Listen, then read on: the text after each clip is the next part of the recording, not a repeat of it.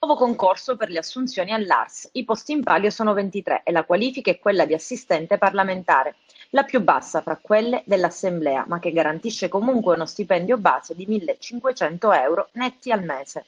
I requisiti sono essere maggiorenni, aver conseguito la licenza media con il massimo dei voti o il diploma della scuola superiore con qualsiasi voto, essere cittadini dell'Unione Europea e non avere superato i 41 anni. Per partecipare bisogna iscriversi al concorso sul sito dell'ARS e pagare una tassa di 10 euro entro l'11 febbraio.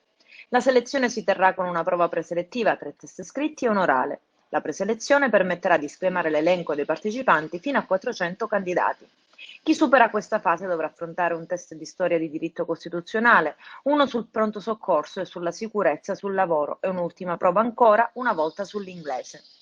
Infine l'orale, diviso in 3 fasi, sulle stesse materie delle prove scritte. La Regione inoltre ha fatto ripartire il concorso per le assunzioni nell'ufficio stampa, che ha portato alla costituzione dello staff comunicativo di Palazzo d'Orleans. Adesso si cercano 3 istruttori e 5 funzionari.